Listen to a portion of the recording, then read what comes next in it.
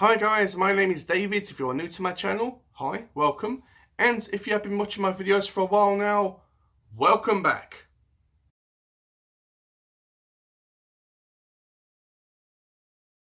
So the book that I will be reviewing today is the Planet of the Apes by Pierre Boulle.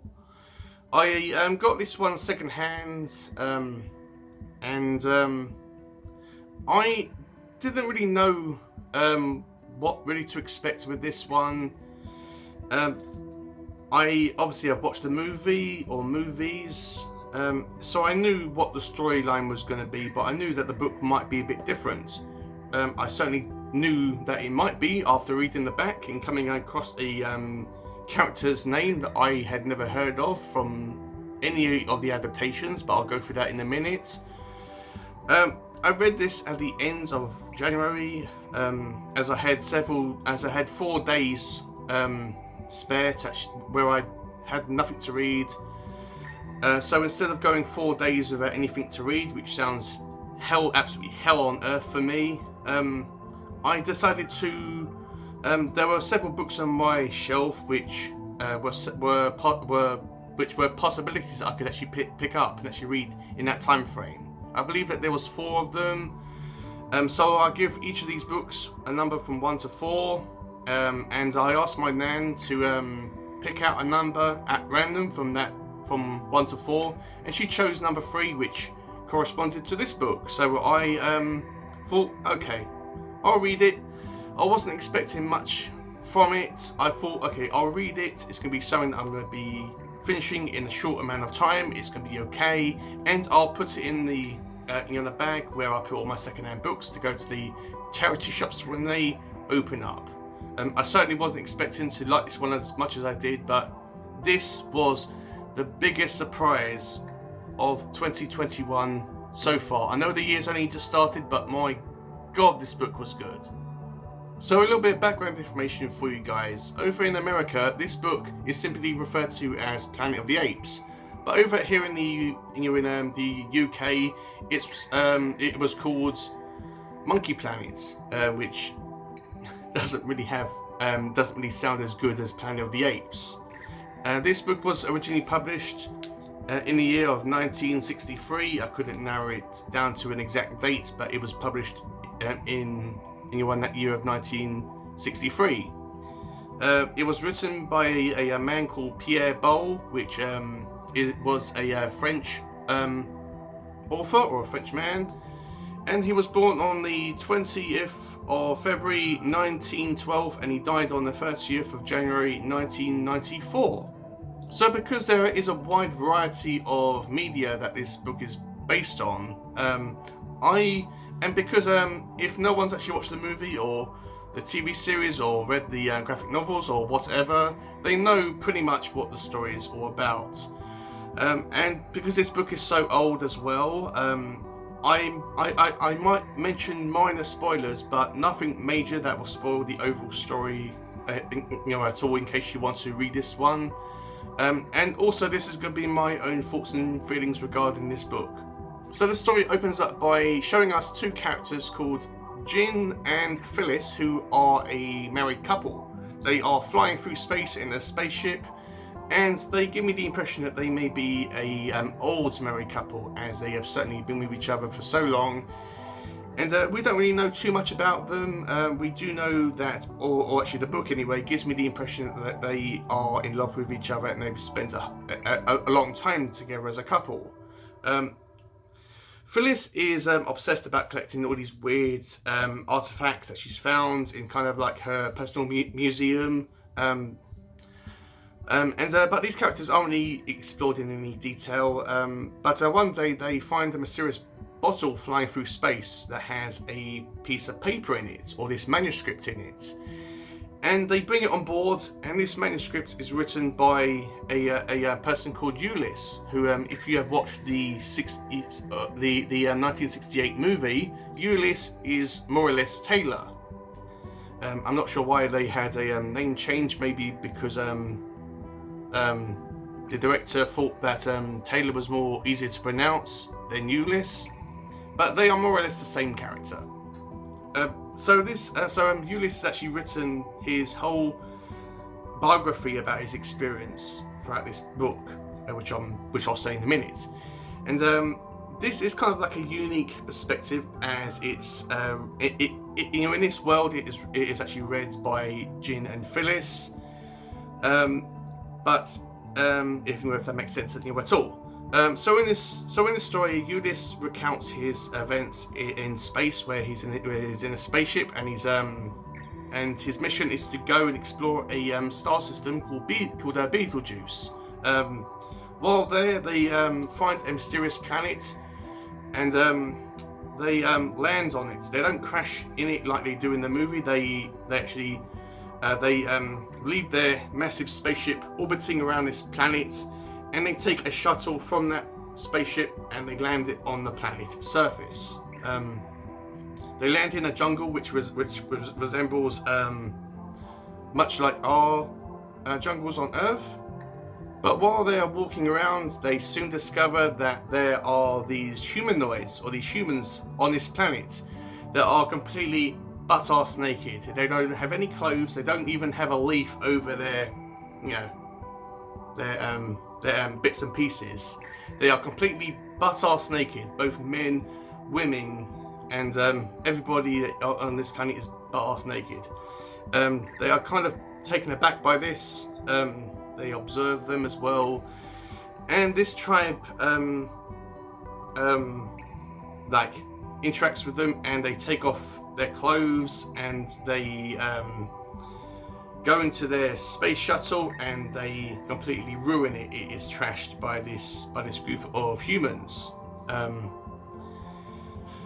these humans don't actually talk. They are very feral. They are living in the wilderness, and they are more or less acting like animals. They don't have any intelligence whatsoever apart from their animal instincts. We find out that, we actually find out that there is a woman called Nova, who is exactly the same as she is in the movie. Nova is extremely attracted to Ulysses.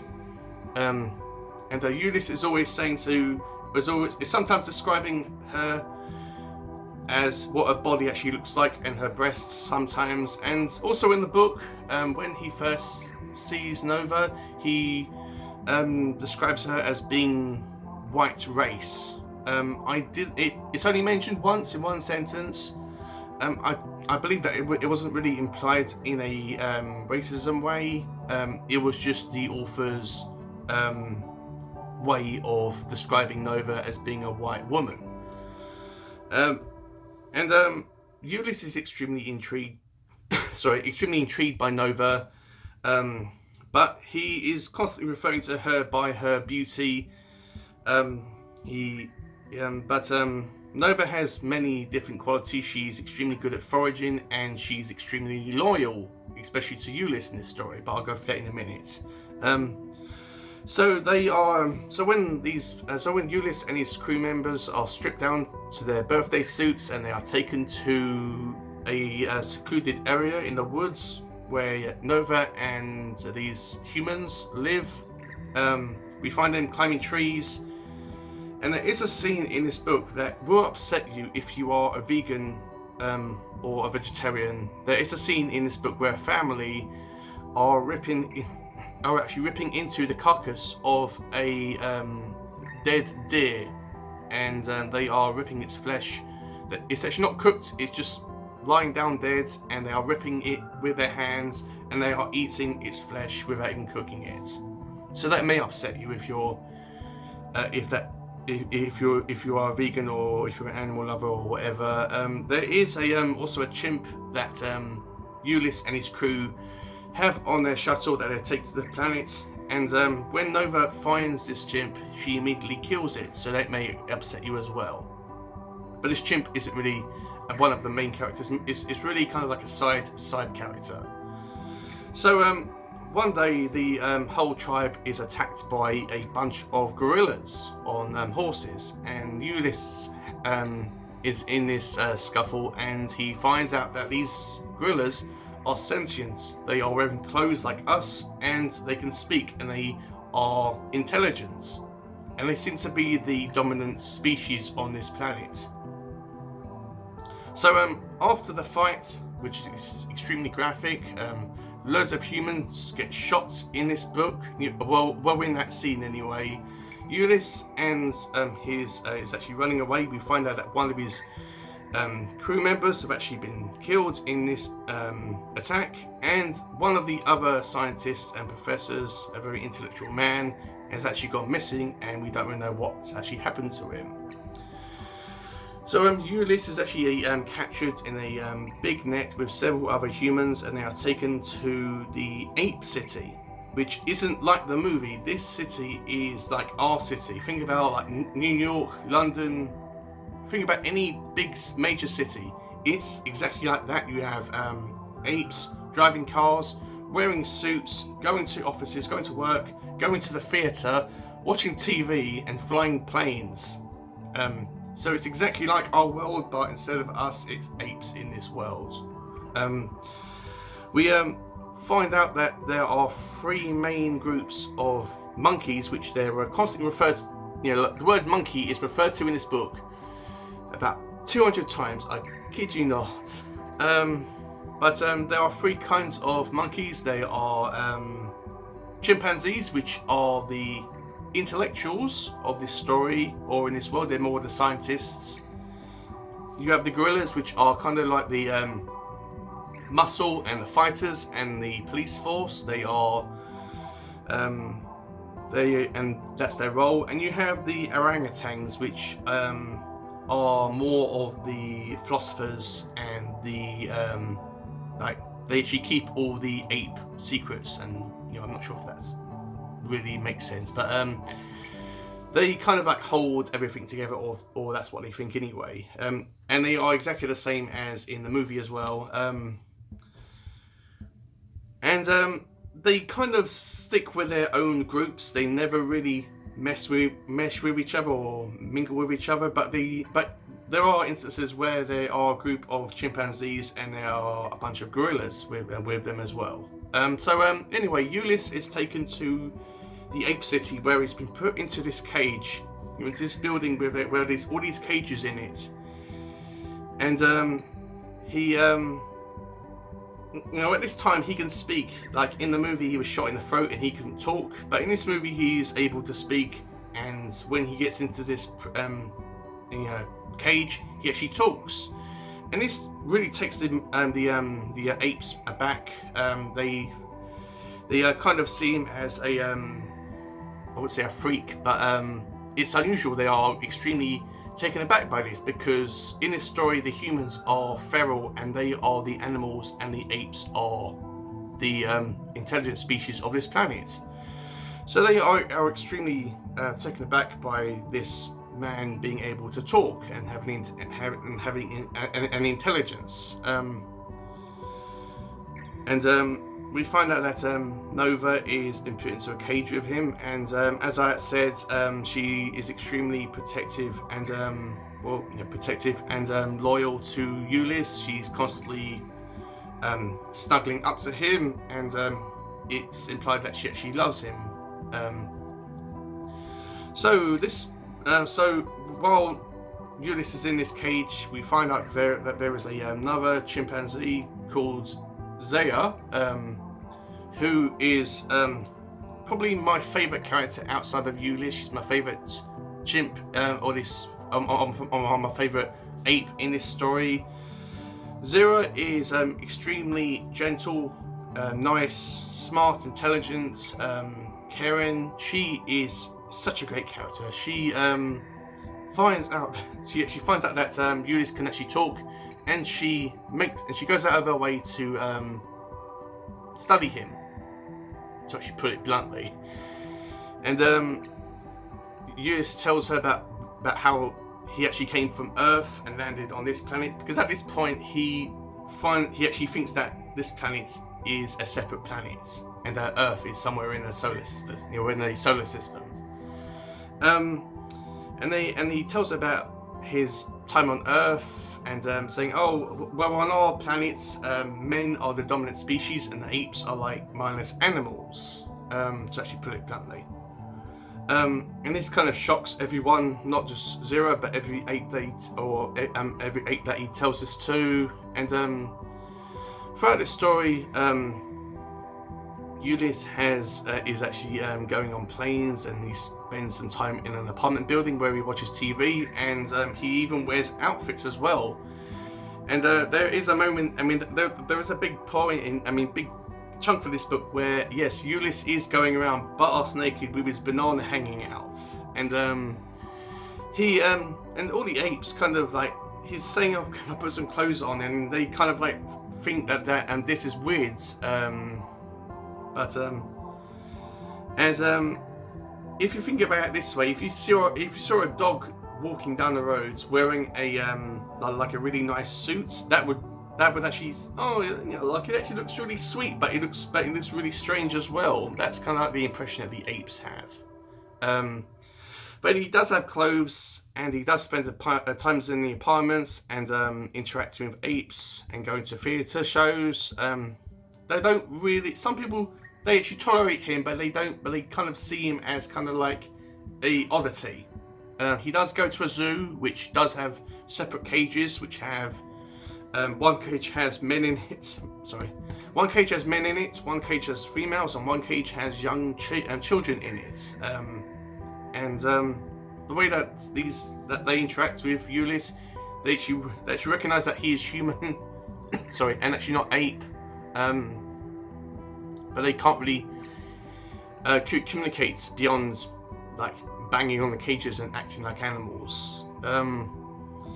We find out that Zero has a mate which is called Cornelius, who is another chimpanzee, and they kind of help Zero and Cornelius help Ulysses into like coexisting on this planet with the apes, and ultimately trying to escape as well. We find out that there is another character called Dr. Zayas, who is a orangutan who is extremely suspicious of Ulysses, and he even dismisses his intelligence when he even sees it with his very eyes. He dismisses it completely, thinking that it's kind of like a trick, or him imitating his fellow apes, or what he sees around him. He doesn't see it as an intelligence. We find out that in this book, it does actually explain very briefly but detailed, if that makes sense, how the apes overthrew these group of humans, and we also discover a buried city that is been excavated. It's not super detailed, but it is in this book, and it's really enjoyable. But throughout this time, it's implied to Ulysses that he believes that this planet is not Earth. Once again, he believes that Earth is somewhere else. So he's saying, he's actually thinking, well, this is another planet that happens to have humans on it that has been overthrown, and the apes are now the dominant species. So that's the main story of this book. It was a really fun read, and I really enjoyed it. So one of the things I liked about this book is the character of Zero. She, as I said, she is the highlight ape for me from this book. She is extremely loyal to Ulysses, even having a leash on him, and even patting his head and treating him like a pet, which Ulysses keeps on saying that he doesn't appreciate it. But it is kind of implied that they may have a crush on each other, but it's only implied very briefly, and it's not really explained or gone any further than that.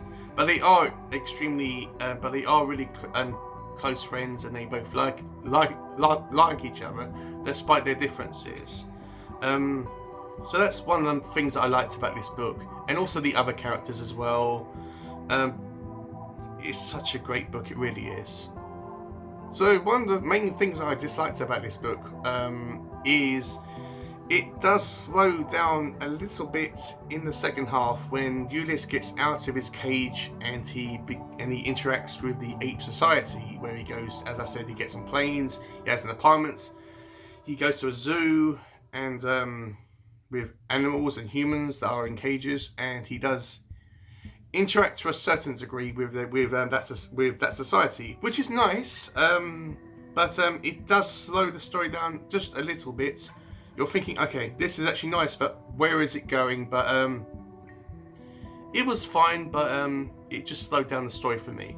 So in conclusion, I know that 2020 and 2021 has been a very hectic year. It's been a madhouse on this planet ever since the virus showed up. But this book, oh my god, this book is so good.